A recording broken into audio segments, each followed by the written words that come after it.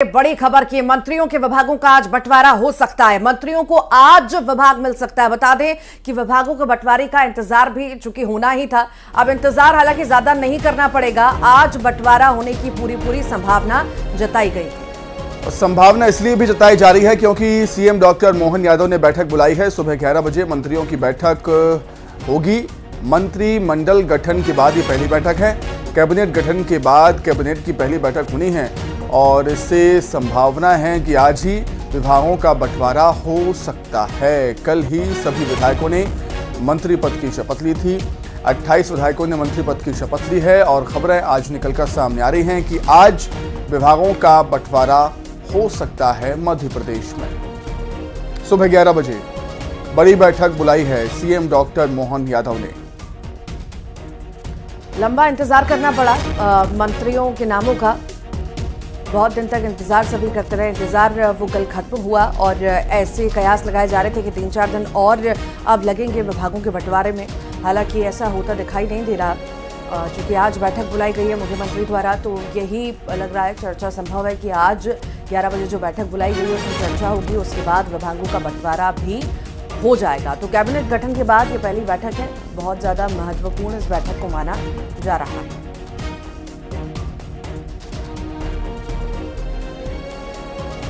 और ज्यादा जानकारी के लिए शैलेंद्र भदौरिया हमारे साथ लाइव जुड़ गए हैं। शैलेंद्र, मंत्रियों के नामों का तो इंतजार हमें लंबा करना पड़ा और ऐसा लग भी रहा था कि शायद विभागों के बंटवारे में 3-4 दिन लगे, पर अब बैठक बुलाई गई है तो ऐसे कहीं ना कहीं उम्मीद है, कयास है कि आज ही नाम सामने विभाग किसे कौन सा मिलेगा सामने आ जाए। बिल्कुल निश्चित तौर पर ऋतु, जिस तरीके से लंबे इंतजार के बाद मध्य प्रदेश में डॉक्टर मोहन यादव कैबिनेट का गठन हो चुका है। कल 18 मंत्री शपथ ले चुके हैं, जिसमें से 18 को माफ कीजिएगा 28 मंत्री शपथ ले चुके हैं, जिसमें 18 को कैबिनेट मंत्री बनाया गया है। और आज दोपहर सुबह 11 बजे वल्लभ भवन में एक बड़ी बैठक बुलाई गई। इस बैठक में प्रदेश से जुड़े जो तमाम विकास के मुद्दे हैं उनको लेकर चर्चा होनी है, लेकिन इसके अलावा माना जा रहा है कि विभागों के बंटवारे को लेकर भी चर्चा हो सकती है। देखिए, कयास ये भी है कि जिस तरीके से दिल्ली दरबार में कई बार डॉक्टर मोहन यादव और संगठन के लोग पहुंचे थे, तो जिस समय मंत्रियों के नामों के पर अंतिम मोहर लगी उसी समय ये तय कर लिया गया था कि किस मंत्री को कौन सा विभाग मिलना है। अब केवल औपचारिकताएं भर शेष है और जब आज बैठक होगी तो संभवतः ये है कि डॉक्टर मोहन यादव मंत्रियों को जो मंत्रालय है, उनके विभाग है, उनका पोर्टफोलियो है, वो आज बांट सकते थे। कि सबसे अधिक कयास जो है वो गृह मंत्रालय को लेकर है, क्योंकि मध्य प्रदेश के गृह मंत्री डॉक्टर नरोत्तम मिश्रा जो है वो चुनाव हार चुके हैं। तो ऐसे में कयास ये लगाए जा रहे हैं कि कैलाश विजयवर्गीय या प्रहलाद पटेल में से किसी को गृह मंत्रालय की जिम्मेदारी मिल सकती है। इसके अलावा अगर बात करते हैं नगरीय प्रशासन मंत्रालय, ये भी बेहद महत्वपूर्ण मंत्रालय हो जाता है और भूपेंद्र सिंह जो शिवराज सरकार में मंत्री थे उनको इस बार मंत्री नहीं बनाया गया है, तो इस मंत्रालय पर नजर रहने वाली है। ग्रामीण विकास मंत्रालय जो मंत्री थे महेंद्र सिंह सिसोदिया, वो चुनाव हार चुके हैं, तो ऐसे में ये मंत्रालय किसके पास होगा? ये सबसे अधिक जो कसमोकस है इन्हीं मंत्रालयों को लेकर। पीडब्ल्यूडी मंत्री गोपाल भार्गव थे, उन्हें इस बार शामिल नहीं किया गया है। तो ये जो बड़े मंत्रालय हैं इनको लेकर जरूर जो पेच फंस सकता है, लेकिन ये संभवतः ये है कि आज मंत्रालयों का ऐलान भी कर दिया जाएगा। जी ठीक, बहुत बहुत शुक्रिया शैलेंद्र जानकारी को साझा करने के लिए। चलिए आगे बढ़ते हैं। अब भोपाल से ही खबर है। एक्शन में सीएम डॉक्टर मोहन यादव हैं। सीएम डॉक्टर मोहन यादव बैठक करेंगे। सभी संभागों के प्रभारी अधिकारियों के साथ वो बैठक करने वाले हैं और दोपहर 1 बजे बैठक होना बताई जा रही है। मंत्रालय में बैठक होगी। दोपहर 3 बजे सांसद विधायक महापौर के साथ बैठक वो करेंगे और उसके बाद लगभग 3:45 बजे समीक्षा बैठक होगी। पंचायत ग्रामीण विकास विभाग की समीक्षा बैठक होगी। तो जब से कुर्सी संभाली है तब से कहीं ना कहीं पूरी तरह से एक्शन मोड में मोहन यादव नजर आ रहे हैं और लगातार बैठकें दे रहे हैं, तरह तरह के निर्देश दे रहे हैं। आज भी बैठक महत्वपूर्ण बैठक हम इसे मान सकते हैं। संभागों के प्रभारी अधिकारियों की बैठक वो लेंगे। क्या कुछ खास रहेगा वो देखने वाली बात होगी। 1 बजे मंत्रालय में बैठक बेहद खास। 3 बजे सांसद विधायक महापौर के साथ बैठक, अलग अलग बैठकों का दौर चलेगा। 3:45 बजे ग्रामीण विकास विभाग की बैठक होगी। तो वहीं कांग्रेस की आज बड़ी बैठक होने जा रही है। भोपाल में कांग्रेस दफ्तर में यह बड़ी बैठक होगी। प्रदेश प्रभारी जितेंद्र सिंह इसमें शामिल होंगे और इस बैठक में जिला अध्यक्ष प्रभारी शामिल होंगे। जाहिर सी बात है कांग्रेस के आने वाले कार्यक्रमों पर चर्चा होगी। विधानसभा चुनाव तो बीत गया, लोकसभा चुनाव की बारी है। लोकसभा चुनाव को लेकर रणनीति बनाई जाएगी। जितेंद्र सिंह प्रदेश के प्रभारी बनाए गए हैं। एक बड़ी जिम्मेदारी उनके ऊपर कांग्रेस आलाकमान ने सौंपी है और अपनी जिम्मेदारी का किस तरीके से निर्वहन करते हैं वो आने वाला वक्त बताएगा। लेकिन तैयारियां शुरू कर दी हैं कांग्रेस ने लोकसभा चुनाव के लिए। भोपाल में कांग्रेस दफ्तर में आज एक बड़ी बैठक होनी है। प्रदेश प्रभारी जितेंद्र सिंह इस बैठक में शामिल होंगे। जिलाध्यक्ष प्रभारी इस बैठक में मौजूद रहेंगे। चलिए अधिक जानकारी के लिए सीधे राजधानी भोपाल का रुख करेंगे। शैलेंद्र लगातार हमारे साथ जुड़े हुए हैं। शैलेंद्र, एक कठिन दौर से कांग्रेस गुजर रही है। विचार विमर्श मंथन करने के अलावा कोई विकल्प नहीं। जितेंद्र सिंह ने कमान संभाली है प्रदेश प्रभारी की, एक बड़ी जिम्मेदारी। बैठक आज बड़ी कांग्रेस की। बिल्कुल निश्चित तौर पर जिस तरीके से बीजेपी ने बड़ी प्रचंड जीत दर्ज की है मध्य प्रदेश में और उसके बाद अब वो मिशन 29 में जुट गए हैं, तो ऐसे में अब कांग्रेस भी अपने जो संगठन है उसको धार देने में जुटी हुई है। लगातार जीतू पटवारी को जब से प्रदेश अध्यक्ष बनाया गया वो लगातार पीसीसी में बैठ कर रहे हैं। आज भी एक बड़ी बैठक जो है वो बुलाई गई जिसमें सभी जिलाध्यक्ष और जिला प्रभारियों को बुलाया गया है। इस बैठक में मध्य प्रदेश के कांग्रेस प्रभारी भंवर जितेंद्र सिंह भी शामिल होंगे। जब उनको नियुक्ति हुई है उसके बाद उनका ये पहला दौरा है और पहली बैठक बोलेंगे। निश्चित तौर पर जो विधानसभा चुनाव में हार मिली है, करारी हार मिली है, उसको लेकर समीक्षा तो होगी ही होगी कि आखिर कहाँ क्या कमियां रह गई, किस वजह से वो चुनाव हारे। लेकिन उसके साथ ही लोकसभा की तैयारियों को लेकर भी ये बैठक बेहद महत्वपूर्ण मानी जा रही है। देखिए, सबसे प्रमुख इकाई जिला इकाई होती है। जिला इकाई के सभी प्रतिनिधि यहाँ पर पहुंचने वाले हैं, तो जिले में किस तरीके से काम करना है, क्या मुद्दे हैं जिनको लेकर कांग्रेस को आगे बढ़ना है, संगठन के हिसाब से आगे क्या और नियुक्तियां करनी है, इन सब विषयों को लेकर आज चर्चा होगी। दोपहर 11 बजे ये बैठक बुलाई गई। भंवर जितेंद्र सिंह सुबह 8:30 बजे राजधानी भोपाल पहुंच जाएंगे और उसके बाद वो बैठक में शामिल होंगे। देखिए, हमने पिछले दिनों देखा युवाओं के साथ बैठक की है, महिलाओं के साथ बैठक हुई है, तो तमाम जो संगठन है, उनके अनुवांशिक संगठन हो या प्रकोष्ठ हो, उनके साथ लगातार जीतू पटवारी बैठकें कर रहे हैं और कहीं ना कहीं लोकसभा की तैयारियों में कांग्रेस अभी फिलहाल नजर आ रही है। हालांकि कितनी सफलता मिलेगी ये तो वक्त बताएगा, लेकिन जिस तरीके से विधानसभा चुनाव में करारी हार मिली थी और ऐसे में अब कांग्रेस कोई गलती नहीं करना चाहती है। ये कहें कि नए मुखिया संगठन के बनाए गए हैं, वो अपनी अगुवाई में कुछ बेहतर करने का प्रयास कर रहे हैं और यही कारण है कि सभी लोगों के साथ लगातार बैठकें भी कर रहे हैं और सलाह मशवरा भी कर रहे हैं ताकि भविष्य में बेहतर प्रदर्शन कांग्रेस कर पाए। जी शैलेंद्र, बहुत धन्यवाद जुड़ने के लिए, तमाम बातचीत के लिए आपका बहुत शुक्रिया।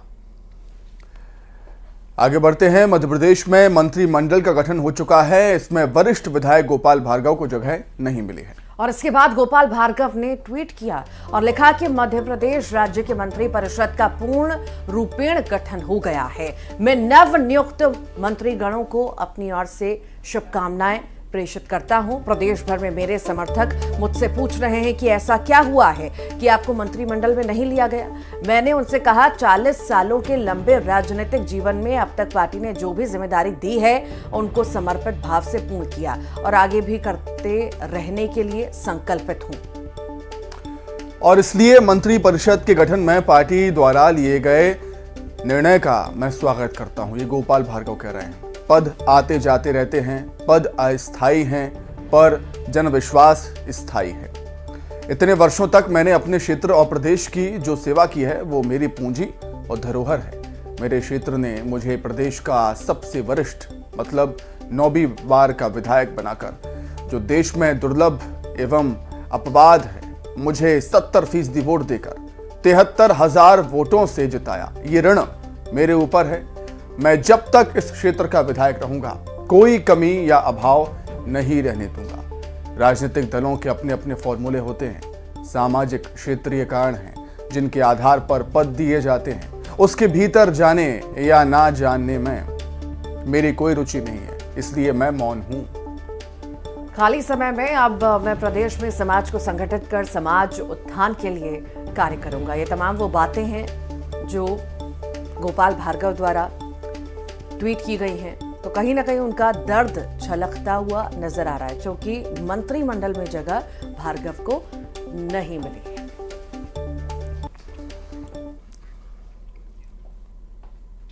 भोपाल में राज्यपाल ने मोहन मंत्रिमंडल के कुल 28 मंत्रियों ने पद और गोपनीयता की शपथ राज्यपाल ने उन्हें दिलाई।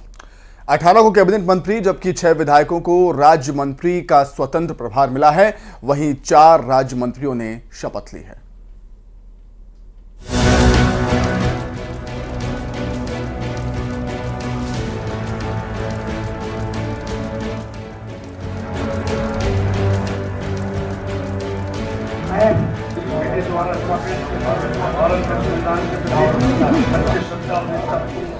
मध्य प्रदेश के सीएम डॉक्टर मोहन यादव के मंत्रिमंडल का गठन आखिरकार हो ही गया।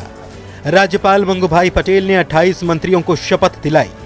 राजभवन में आयोजित कार्यक्रम में मंगूभाई पटेल ने मंत्रियों को पद और गोपनीयता की शपथ दिलाई।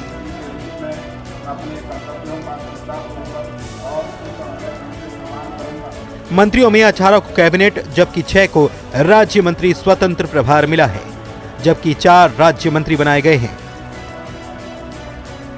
सबसे पहले कैबिनेट मंत्रियों ने शपथ ली। इनमें सबसे पहले प्रहलाद पटेल, राकेश सिंह, कैलाश विजयवर्गीय, उदय प्रताप सिंह, करण सिंह वर्मा ने कैबिनेट मंत्री के तौर पर शपथ ली।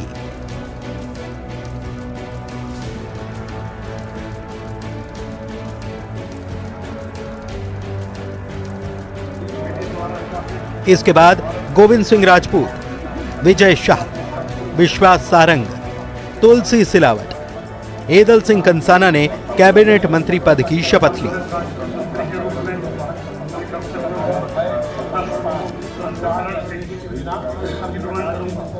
इन लोगों के बाद चैतन्य काश्यप, नारायण कुशवाहा, प्रद्युम्न सिंह तोमर, इंदर सिंह परमार, नागर सिंह चौहान, राकेश शुक्ला ने कैबिनेट मंत्री के तौर पर शपथ ली।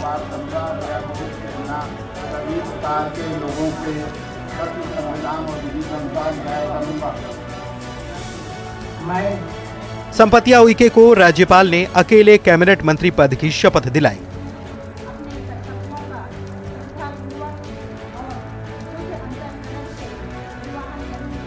कैबिनेट मंत्रियों के बाद राज्य मंत्री स्वतंत्र प्रभार के तौर पर कृष्णा गौर, धर्मेंद्र लोधी, दिलीप जायसवाल, गौतम टेटवाल, लखन पटेल, नारायण पवार ने पद और गोपनीयता की शपथ ली। वहीं 4 राज्य मंत्रियों में राधा सिंह, प्रतिमा बागरी, दिलीप अहिरवार और नरेंद्र शिवाजी पटेल को राज्यपाल ने शपथ दिलाई। सभी मंत्रियों को राज्यपाल और सीएम डॉक्टर मोहन यादव ने बधाई दी। प्रदेश में नई सरकार और मंत्रिमंडल दोनों का गठन अब हो चुका है। उम्मीद है आने वाले समय में सरकार प्रदेश के विकास में तेजी से काम करेगी। Bureau report, news 18। तो मोहन मंत्रिमंडल में जाति समीकरण के साथ क्षेत्रों का भी पूरा ख्याल रखा गया है। मालवा निमाड़ से सबसे ज्यादा 7 मंत्री बनाए गए हैं, जबकि सबसे कम विंध्य क्षेत्र से मंत्री बने हैं। वहीं पहली बार विधायक बने दिलीप अहिरवार भी मंत्री बनाए गए हैं।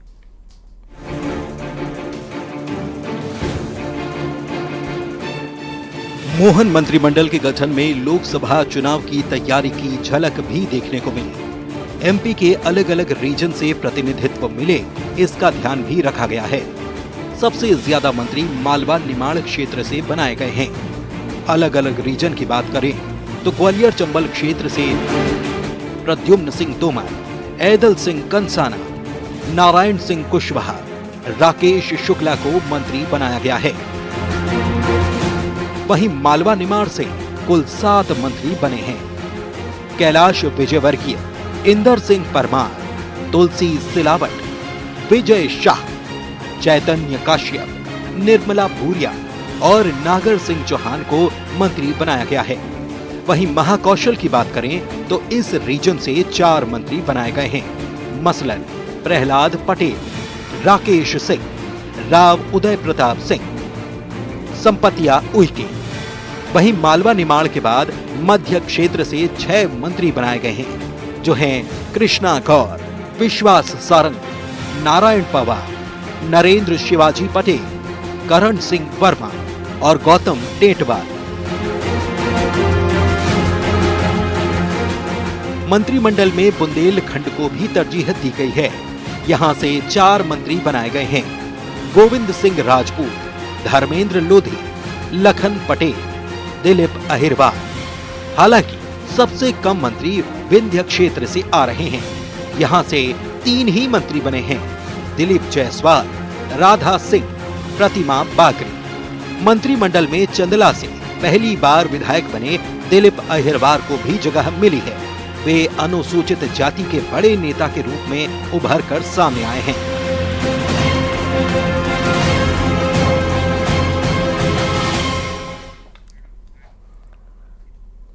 और चलिए अब आगे बढ़ेंगे और बात करेंगे धार की, जहां पर गणेश घाट पर बड़ा हादसा होना बताया जा रहा है। कई गाड़ियों में आग लग गई, 3 ट्रक, 3 कार, 2 बाइक में आग लगी है। और इस हादसे में जो घायल हुए हैं, घायलों को अस्पताल में एडमिट किया गया। बड़ी खबर धार से, गणेश घाट पर बड़ा हादसा हो गया। कई गाड़ियों में आग लग गई है, 3 ट्रक, 3 कार, 2 बाइक में आग लग गई। घायलों को अस्पताल में एडमिट किया गया, जहां पर उनका उपचार चल रहा है। ये तस्वीरें आपके सामने, धार की तस्वीरें इस वक्त हम आपको दिखा रहे हैं। कितनी भीषण ये आग, ये तस्वीरों से समझा जा सकता है कि आखिर कितनी भीषण ये आग होगी। विकराल रूप इस आग ने लिया, सब कुछ तहस नहस हो गया, सब कुछ जलकर खाक हो गया। ये तस्वीर लगातार विकराल रूप लेती आग इसमें नजर आ रही है। धार की हम बात कर रहे हैं, जहां पर कई सारी गाड़ियों में आग लग गई। कई सारी गाड़ियों को अपनी चपेट में इस आग ने लिया है और देखते ही देखते इस आग ने विकराल रूप ले लिया। 3 ट्रक इसमें जले हैं और कई सारे लोग घायल भी बताए जा रहे हैं। अस्पताल में फिलहाल उन्हें भर्ती करा दिया गया।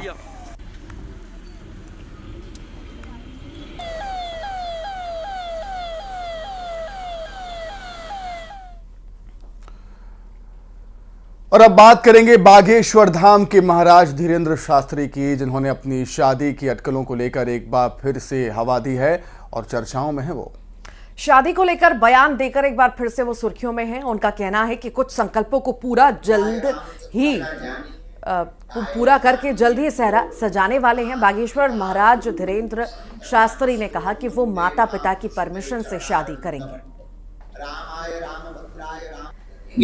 हम विवाह करेंगे, माता पिता की आज्ञा से करेंगे, लेकिन अब ये प्रपंचों को बढ़ते देखकर, क्योंकि साधु को बर्बाद करना बहुत सस्ता है। इस देश में एक छोटा सा दाग जमीन के अंदर गाड़ देगा, इसलिए हमने प्रण लिया कि हम जल्दी इन सब कार्यों से फ्री हो, अपने मिशन में लगे रहे। आगे चलकर कालांतर में हमें बहुत कार्य करने, जल्दी ही हम जो है सेहरा सजाने वाले हैं। और बुरहानपुर में हुई एक शादी की खूब चर्चा हो रही है। दरअसल इस शादी का न्योता देने के लिए दुल्हन घोड़े पर सवार होकर अपने दूल्हे के यहां पहुंच गई और दूल्हे को तलवार भेंटकर बारात लाने का न्योता दिया। अमेरिकी दूल्हे को शादी का न्योता देने के लिए दुल्हन घोड़ी पर सवार होकर झांसी की रानी की वेशभूषा में पहुंची है। तस्वीरें आपके सामने। अमेरिकी दूल्हे ने भी प्रस्ताव स्वीकारा और दुल्हन को एक तलवार भेंटकर बारात लाने पर अपनी सहमति दी।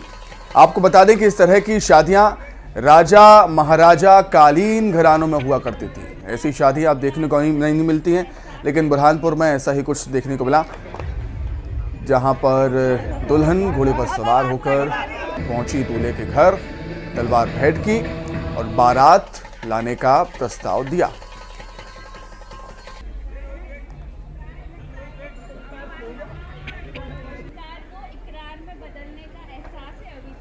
सबसे पहले तो जब हमारी शादी फिक्स हुई तो ये बहुत प्लानिंग वाला इवेंट था कि हम ऐसा कुछ कन्या घाटरी जिसको बोलते हैं वो करेंगे, जिसमें जो लड़की रहती है वो एक दिन पहले जाके बोलती है कि आप नेक्स्ट डे बारात लेकर आइए। तो इसके लिए काफी प्रिपरेशन, एक्साइटमेंट एंड जो हमारे ड्रेसेस है वो काफी हमने सोच समझ के डिजाइन करवाए थे। ये जो कहावत है सही तो है, और मैं तो इस प्रथा के बारे में कहना चाहता हूँ कि ये प्रथा विशेष है, क्योंकि जो जिस तरीके से राजा महाराजाओं के काल में ये किया जाता था, तो अभी फिर से ये होने लगा है। और मेरे भैया की शादी में भी ये हुआ था और हमने भी वो किया है, तो मुझे लगता है इससे एक अच्छा संदेश जाता है समाज में। संगीत धानी ग्वालियर में सोमवार को एक इतिहास लिखा गया, जहां एक साथ 1282 तबला वादकों ने ऐतिहासिक किले पर ताल दरबार कार्यक्रम के जरिए एक साथ अपनी ऐसी ताल ठोकी कि गिनीज बुक ऑफ रिकॉर्ड बन गया। गिनीज टीम ने कार्यक्रम के मुख्य अतिथि सीएम डॉक्टर मोहन यादव को रिकॉर्ड का सर्टिफिकेट प्रदान किया और इस गौरवशाली पल को देखते हुए अब हर साल 25 दिसंबर का दिन तबला दिवस के रूप में मनाया जाएगा। इसका ऐलान सीएम डॉक्टर मोहन यादव ने किया। कर्ण महल परिसर में आयोजित हुए कार्यक्रम में केंद्रीय मंत्री ज्योतिरादित्य सिंधिया, विधानसभा अध्यक्ष नरेंद्र सिंह तोमर के साथ ही कैबिनेट मंत्री प्रद्युम्न सिंह तोमर भी मौजूद रहे।